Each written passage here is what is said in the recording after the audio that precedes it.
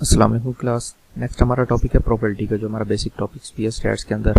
ठीक है, मेन हमारी स्टैट्स डील करती है दो चीज़ों पे। मैंने आपको स्टार्ट में फर्स्ट लेक्चर के अंदर ये चीज़ बताई थी। अगर आपने किसी को भी एक्सप्लेन करना है व्हाट इज स्टैटिस्टिक्स, तो आप दो लफ्ज़ों में कर सकते हैं, learning from data and future prediction. ठीक है, लर्निंग फ्रॉम डाटा वो हम पिछले 4 चैप्टर्स में देखते रहे हम कैसे करते हैं। ठीक है, प्रेजेंटेशन ऑफ डाटा हम कैसे करते हैं, एवरेजेस कैसे निकालते हैं, वो सारा हमारा डाटा जमा करना, collection of data, learning from data वाले टॉपिक्स थे। जो हमारा सेकंड स्टैट्स की बेसिक चीज़ है वो है कि फ्यूचर प्रिडिक्शन। हम पहले से बताएं कि क्या होने वाला है। ठीक है, वो हम कैसे बताते हैं, उसके लिए मेरा मेन हमारा टॉपिक है प्रोबेबिलिटी। प्रोबेबिलिटी क्या है? यही चीज़ है कि हम पहले से बताते हैं कि क्या हो सकता है, उसका क्या चांस है। अगर आप डेफिनेशन देखें प्रोबेबिलिटी की, probability is the measure of uncertainty. जिस चीज़ का हमें नहीं पता, कंफर्म नहीं है, उस चीज़ को हम कहते हैं अनसर्टेनिटी। हमें कोई आइडिया नहीं कि क्या होगा। measure of uncertainty और measure of degree of belief in a particular statement और assumption कहते हैं जो हम चीज़ अज्यूम कर रहे हैं, उसके ऊपर आपका क्या बिलीफ है, उसकी क्या डिग्री है, उसकी क्या स्टेज है। जैसे कि हम कह सकते हैं कि नेक्स्ट मैच पाकिस्तान जीतेगा, इसकी क्या प्रोबेबिलिटी है। कोई कहेगा 40%, कोई कहेगा 60%, कोई कहेगा 100, कोई कहेगा 0%। ठीक है, हर किसी का डिग्री ऑफ बिलीफ डिफरेंट है। तो किसी भी एक अजम्पशन पे या स्टेटमेंट पे हर किसी का एक डिफरेंट बिलीफ होता है। तो ये तो हो गया पर्सनल व्यू। ठीक है, हम इसको डाटा से भी निकालते हैं कि पाकिस्तान पहले 57 मैच जीता है, अगले 10 मैच हारा है, तो अगले मैच में जीतने की पाकिस्तान की क्या परसेंटेज है। ठीक है, तो हम डाटा को कलेक्ट करते हैं, उससे भी हम ये चीज़ें निकालते हैं, डिग्री ऑफ बिलीफ कि मेरा इस स्टेटमेंट में ये बिलीफ है।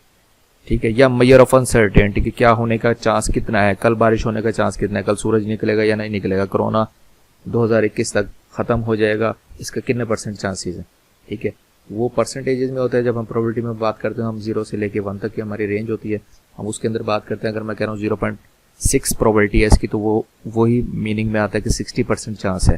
ठीक है, तो ये इसकी डेफिनेशन है। फिर इसके बाद हमारे बेसिकली आज का जो लेक्चर है वो हमारा इसके बैकग्राउंड के ऊपर है कि जो चीज़ें आपको, जो कॉन्सेप्ट्स आपको पहले से आने चाहिए और आपने ये पढ़े हुए होंगे, जस्ट हम उसको ओवरव्यू कर लेते हैं। वेन डायग्राम्स हैं, ये आपने मैट्रिक तक पढ़ी होती है मैथ के अंदर, तो इसको दोबारा पढ़ने की खास ज़रूरत नहीं है। यहाँ से हम स्टार्ट करते हैं रैंडम एक्सपेरिमेंट। ठीक है, फर्स्ट ऑफ ऑल मैंने आपको क्लास में पहले भी बताया था, एक्सपेरिमेंट किसको कहते हैं। एक्सपेरिमेंट कहते हैं a planned activity which give some result. ठीक है, कोई रिजल्ट या कोई आउटकम दे। प्लान्ड एक्टिविटी, और प्लान्ड के ऊपर फोर्स हम क्यों कर रहे हैं, अनप्लान्ड एक्टिविटी भी रिजल्ट या आउटकम देती है, लेकिन हम उसको एक्सपेरिमेंट नहीं कहते। जैसे कि अल्लाह ना करे कहीं पे आग लग गई है, प्लान से हमने नहीं लगाई, लग गई है आग, एक हादसा है। ठीक है, उसका भी कोई ना कोई रिजल्ट होगा कि इतनी चीज़ें जल गई, ये हो गया, वो हो गया, जो भी। ठीक है, लेकिन उसको हम एक्सपेरिमेंट नहीं कह सकते। एक्सपेरिमेंट की डेफिनेशन, सिंपल एक्सपेरिमेंट की डेफिनेशन हमारे पास क्या होगी कि a planned activity which give some results या आउटकम, जो हमें कुछ रिजल्ट्स है, उसको हम एक्सपेरिमेंट कहते हैं। लैब के अंदर भी एक्सपेरिमेंट्स होते हैं, बाहर भी आप जो काम कर रहे होते हैं उसको हम एक्सपेरिमेंट्स कह सकते हैं। ठीक है, जैसे एक बॉलर एक बॉल कराता है, उसका एक्सपेरिमेंट है कि उसे विकेट मिलेगी नहीं मिलेगी, चौका लगेगा छक्का लगेगा, एक एक्सपेरिमेंट है। ठीक है, तो रैंडम एक्सपेरिमेंट क्या होगा। रैंडम नाम से जाहिर है बेतरतीब, जिसकी कोई खास तरतीब ना हो, जिसके आउटकम्स आने की कोई खास तरतीब ना हो। अब जैसे हम केमिस्ट्री या फिजिक्स की बात करते हैं, हमें पता है हमने थोड़ा सा ये केमिकल मिलाया, थोड़ा सा ये केमिकल मिलाया और ये चीज़ बन गई। उस एक्सपेरिमेंट का हमें तकरीबन आउटकम पता होता है कि ये इसका ये आउटकम आ सकता है। ठीक है, तो इसको हम रैंडम एक्सपेरिमेंट नहीं कह सकते। रैंडम एक्सपेरिमेंट कहते हैं जिसके हमें आउटकम का ना पता हो कि वो क्या आने वाला है। ठीक है, a term experiment means planned activity which results a set of data. इसने जस्ट ये एक्सपेरिमेंट की डेफिनेशन दी हुई है यहाँ पे। रैंडम एक्सपेरिमेंट में आपको वैसे कॉन्सेप्ट क्लियर करूँ, जिसके आउटकम्स का हमें ऑल पॉसिबल आउटकम्स का हमें पता है कि ये हो सकता है, लेकिन हमें नहीं पता कि क्या होने वाला है। जैसे कि हम एक बॉल करा रहे हैं, एक बॉलर है, उसने एक बैट्समैन को बॉल कराया, ये एक एक्सपेरिमेंट है। ठीक है, और ये रैंडम भी है। अब आपको नहीं पता कि अगली बॉल पे क्या होगा, आउट होगा, सिंगल होगा, डबल होगा, 4 होगा, 6 होगा, कुछ भी हो सकता है। ठीक है ना, तो ये रैंडम एक्सपेरिमेंट, हमें पॉसिबल आउटकम्स तो पता है। मैंने एक डाई रोल किया है, लूडो खेलते हुए हम डाई रोल करते हैं, अब मुझे पता है 1 आ सकता है, 2 आ सकता है, 3 आ सकता है, 4 आ सकता है, 5 या 6 तक कुछ भी आ सकता है, लेकिन मुझे ये नहीं पता क्या आ सकता है। और हर दफ़ा जब आप उस एक्सपेरिमेंट को रिपीट करेंगे, एक नया आउटकम आता जाएगा, हो सकता है सेम भी आ जाए, तो ये रैंडम है। ठीक है, तो रैंडम एक्सपेरिमेंट बेसिकली ये होता है कि हम उसके आउटकम को प्रिडिक्ट नहीं कर सकते पहले से कि क्या आएगा। हम जस्ट उसकी प्रोबेबिलिटी निकाल सकते हैं कि ये आने के चांस इतने % है, ठीक है, लेकिन हम ये नहीं बता सकते कि ये आएगा। उसके बाद ट्रायल है, सेकंड पॉइंट हमारा। ट्रायल क्या होता है? A single performance of an experiment is called trial. एक दफा लड्डू के दाने को जो हमने फेंका वो हमारा एक ट्रायल है, दोबारा फेंका दूसरा ट्रायल है। तो एक एक्सपेरिमेंट में एक ट्रायल भी हो सकते हैं, एक से ज्यादा भी हो सकते हैं, ठीक है। नेक्स्ट हमारा जो पॉइंट है वो है आउटकम। आउटकम क्या? जो भी रिजल्ट्स आपके एक्सपेरिमेंट, रैंडम एक्सपेरिमेंट के नतीजे में जो आपके रिजल्ट्स आते हैं उसको हम कहते हैं आउटकम। एक डाई रोल करने में 6 आउटकम हो सकते हैं 1 से लेके 6 तक। एक हेड टॉस, एक कॉइन टॉस करने में 2 आउटकम हो सकते हैं, हेड या टेल। या तो ऊपर वाला हिस्सा आ जाएगा या नीचे वाला हिस्सा आएगा। ऊपर वाले हिस्से को हम हेड बोलते हैं, नीचे वाले को टेल बोलते हैं, ठीक है। तो 2 ही आउटकम हो सकते हैं। इसी तरह एक कार्ड में ले रहा हूँ, पूरे डेक ऑफ कार्ड में से जो 52 प्लेइंग कार्ड होते हैं, ताश जिसको हम बोलते हैं, उसमें से मैं एक कार्ड निकाल रहा हूँ रैंडमली। तो मुझे नहीं पता वो क्या हो सकता है, 52 में से कोई भी एक हो सकता है। तो इसके 52 आउटकम्स हो सकते हैं, ठीक है, डिफरेंट। नीचे इसकी प्रॉपर्टीज लिखी हुई है। The experiment can be repeated particularly और theoretically any number of times, ठीक है। उस एक्सपेरिमेंट को हम प्रैक्टिकली और थ्योरेटिकली कितने भी नंबर ऑफ टाइम्स रिपीट कर सकते हैं। प्रैक्टिकली से मुराद ये कि वाकई हम उसे प्रैक्टिकली परफॉर्म कर सकते हैं। थ्योरेटिकली से मुराद ये होता है कि मैं अज्यूम कर रहा हूँ कि मैंने एक कॉइन को 100 दफा उछाला है, तो 75 दफा मेरे पास हेड आया है, ठीक है। अब ये मैंने परफॉर्म नहीं किया, लेकिन मैं इसको थ्योरेटिकली परफॉर्म कर रहा हूँ, ठीक है। मैं जस्ट उसके आउटकम्स ले रहा हूँ थ्योरेटिकली, मैंने इसको प्रैक्टिकली परफॉर्म नहीं किया। तो हम बहुत सी बातें लाइफ के अंदर ऐसे भी एक्सपेरिमेंट्स की बात करते हैं जिसको हम जस्ट थ्योरेटिकली बात करते हैं। द एक्सपेरिमेंट हैज ऑलवेज 2 और मोर आउटकम्स। ये भी एक बड़ा मेन पॉइंट है। एक्सपेरिमेंट जो है वो तब एक्सपेरिमेंट कहलाएगा जब उसके 2 या 2 से ज्यादा आउटकम होंगे। अगर उसका एक ही आउटकम है तो वो कोई एक्सपेरिमेंट नहीं है, उसको करने की जरूरत ही नहीं है। जब हमें पता है कि ये करने से यही होगा तो उसको हम एक्सपेरिमेंट का नाम ही नहीं दे सकते, ठीक है। Next, the outcome of each repetition is unpredictable. Random experiment, basically random experiment की प्रॉपर्टीज है, ठीक है। The outcome of each repetition is unpredictable. हर दफा जब मैं एक्सपेरिमेंट को रिपीट कर रहा हूँ, बार बार उस एक्सपेरिमेंट को मैं कर रहा हूँ, जैसे मैं डाई रोल कर रहा हूँ, बार बार मैंने डाई रोल किए, उसका हर दफा आउटकम जो है वो अनप्रिडिक्टेबल है। मैं ये प्रिडिक्ट नहीं कर सकता कि अगली दफा डाई रोल करने पे क्या आएगा। सिर्फ गैस लगाए जा सकते हैं, अंदाजे लगाए जा सकते हैं, जो ठीक भी हो सकते हैं, गलत भी हो सकते हैं, ठीक है। और मोस्टली टाइम आप देखेंगे वो गलत ही होंगे, इसलिए हम इसको कह रहे हैं अनप्रिडिक्टेबल है। अच्छा, नेक्स्ट टॉपिक है हमारा सैंपल स्पेस। सैंपल स्पेस क्या होता है? Set consisting of all possible outcomes of a random experiment.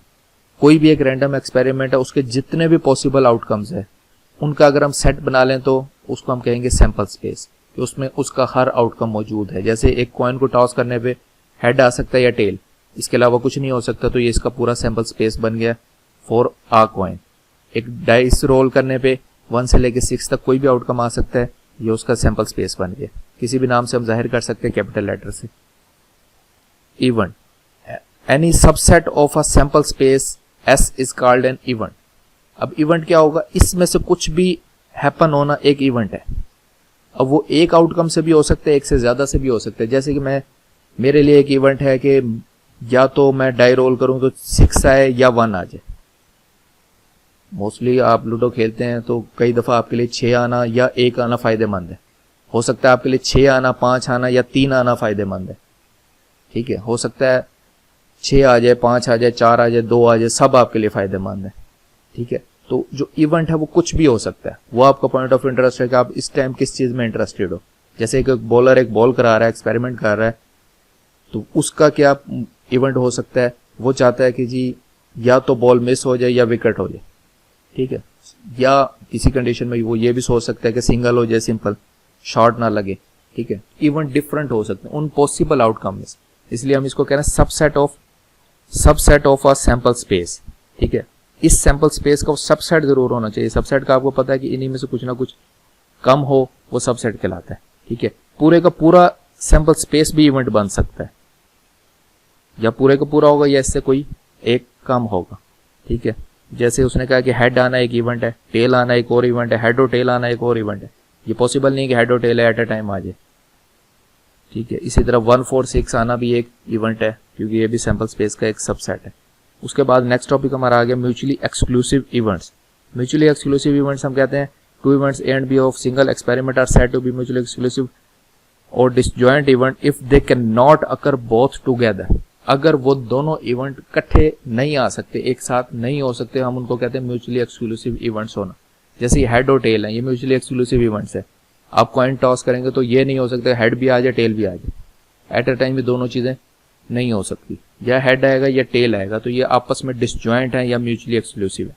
ठीक है, डिसजॉइंट इवेंट भी ये होते हैं कि जो जिनके अंदर कोई पॉइंट भी कॉमन ना हो। ठीक है, तो हेड और टेल के अंदर कोई पॉइंट कॉमन नहीं है कि हेड भी आ जाए और टेल भी आ जाए।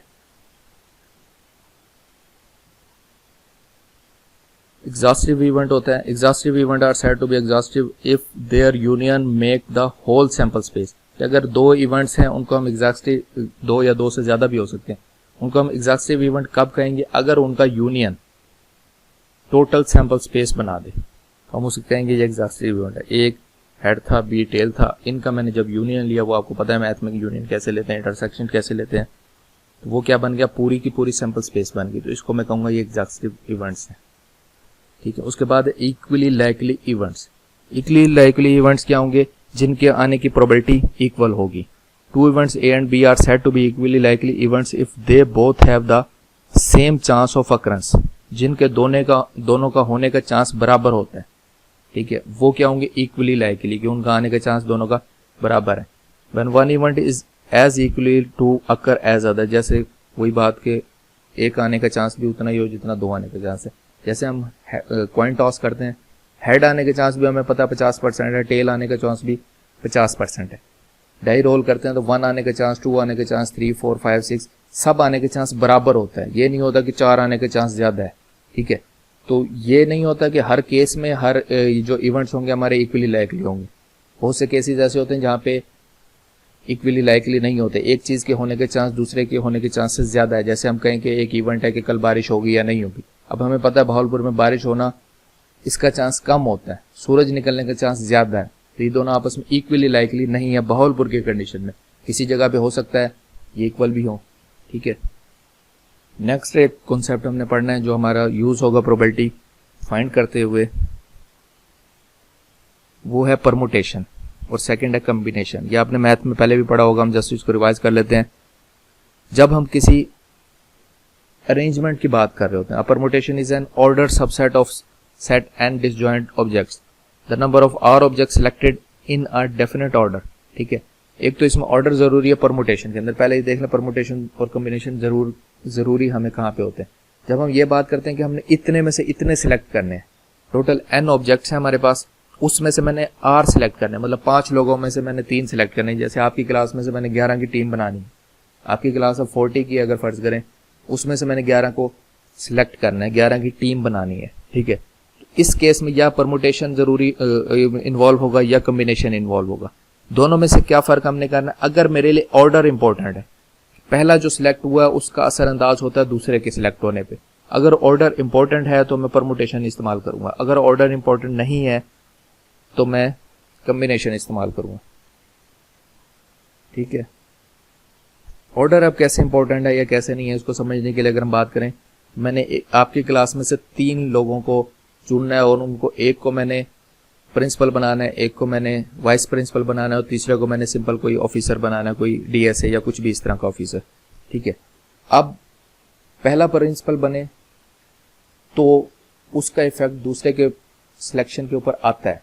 ठीक है, दूसरा प्रिंसिपल बने वो एक डिफरेंट सिनेरियो बन जाता है, तीसरे बंदा प्रिंसिपल बन जाए वो एक डिफरेंट सिनेरियो बन जाता है। हम ये नहीं कह सकते तीनों में से कोई भी बन जाए हालात एक जैसे रहेंगे, प्रिंसिपल के चेंज होने से बहुत कुछ चेंज हो जाएगा। ठीक है, इस एग्जाम्पल में ऑर्डर जरूरी है, इंपॉर्टेंट है कि किस ऑर्डर के अंदर सिलेक्शन हुई है, इसमें हम परमुटेशन इस्तेमाल करेंगे।